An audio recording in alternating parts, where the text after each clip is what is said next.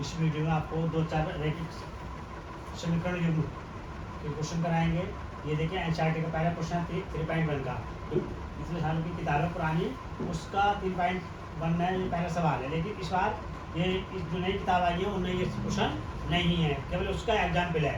ये देखिए एनसीईआरटी है, इसमें कहीं भी क्वेश्चन आगे पीछे दे सकता है, लेकिन हल करने में कोई प्रॉब्लम नहीं है। आप पहले इस क्वेश्चन को हम रैखिक समीकरण के रूप में लाएंगे, उसके बाद इसको हल करेंगे, ठीक।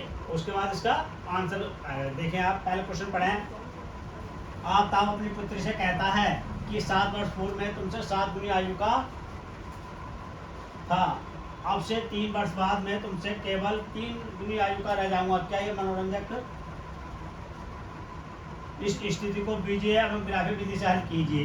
तो देखिए इसमें कितने वो हैं पार्ट, आफ्ताब और आफ्ताब की पुत्री। आफ्ताब है, पुत्री है, ठीक है, पुत्री नहीं पुत्री। तो ये आफ्ताब और आफ्ताब की पुत्री है, तो ये हम बेटा मानना पड़ेगा। माना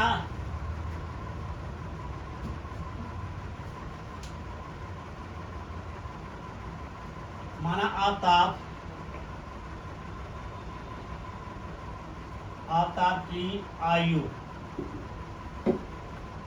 बराबर x वर्ष। माना पुत्री की आयु y वर्ष।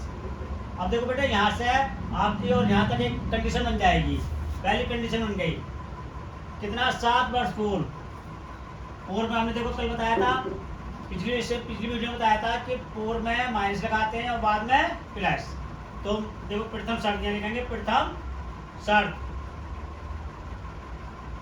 या फर्स्ट कंडीशन। फर्स्ट कंडीशन क्या है बेटा? देखो क्या 7 वर्ष पूर्व, 7 वर्ष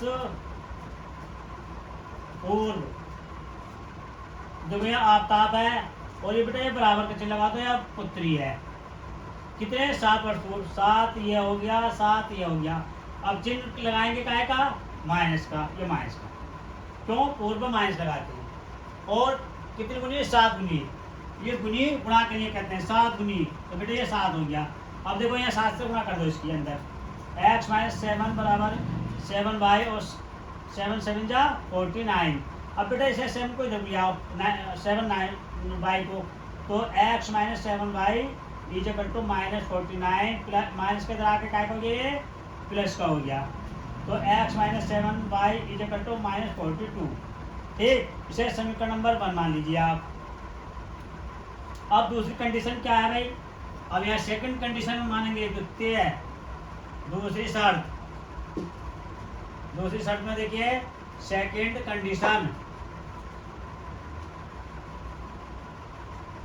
कंडीशन में देखिए क्या करना भाई। देखिए बेटे 7 वर्ष पूर्व, 3 वर्ष बाद, 3 वर्ष बाद ये देखो आफ्ताब है और ये पुत्री है।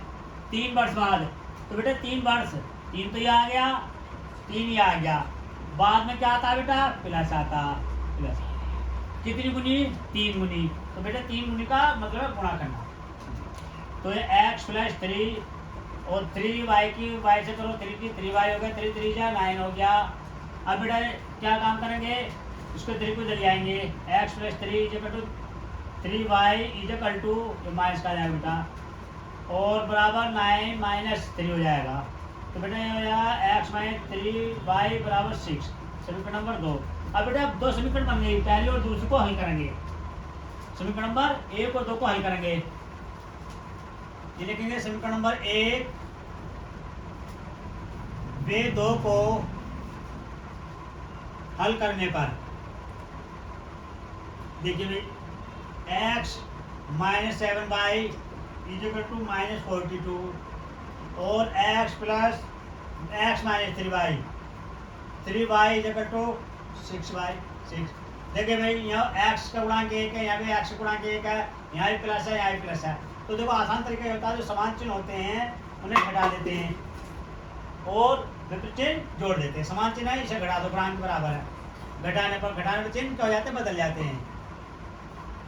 घटाने पर ये माइनस ए प्लस, तो देखो प्लस के 3 है, माइनस के 7, तो माइनस के 4, माइनस माइनस माइनस 42 और 6 क्योंकि 48, देखो बेटे ये माइनस से माइनस कैंसिल करता है, y is equal to 48 upon 4, 4 से इसको डिवाइड करना है, 4 1 जा 4 2 जा, y इज इक्वल टू 12 आएगा।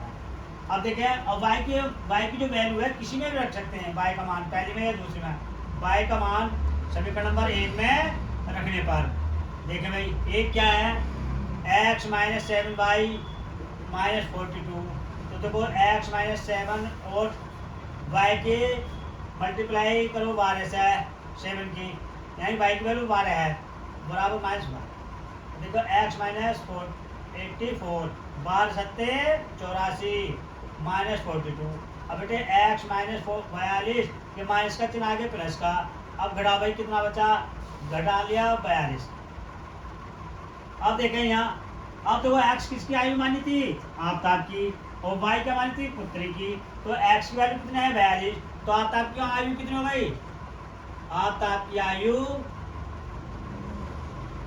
कितनी हो गई भैया, आयु x बराबर कितनी 42 वर्ष, और पुत्री की आयु कितनी थी 22, तो 22 बराबर कितना है 12 वर्ष, तो आफ्ताब की आयु 42 वर्ष और बेटी 12 वर्ष की हो गई। इस तरह के जो क्वेश्चन आते हैं कभी कभी कंपटीशन में बहुत आते हैं, आयु संबंधित जो सवाल हैं बहुत आते हैं, लेकिन इसमें मेथड को आप आराम से कर सकते हो, और भी इसका आधार पर क्वेश्चन बताएंगे। ठीक है, अगला सवाल देखें आप।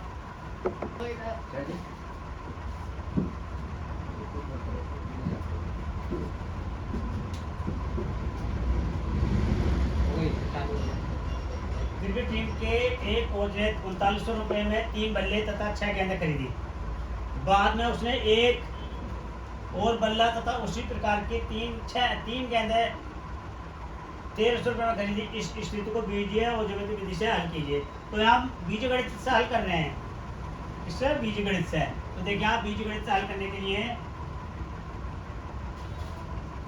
आप ये देख लीजिए आप, तो भाई यहाँ मानना पड़ेगा, माना एक बल्ले का मूल्य है, एक बल्ले मूल्य है बराबर x रुपए, माना एक गेंद का मूल्य है y रुपए। ठीक, प्रथम शर्त क्या है भाई, प्रथम शर्त देखिए क्या, 1300 रुपए में 3 बल्ले तथा 6 गेंदें, मूल्य कितना भाई 3900 रुपए में।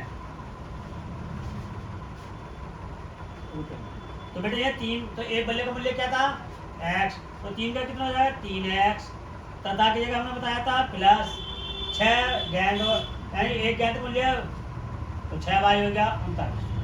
समीकरण नंबर 1। दूसरी शर्त क्या है भाई, दूसरी शर्त देखें आप, दूसरी शर्त है आपकी, दूसरी शर्त है भाई एक बल्ला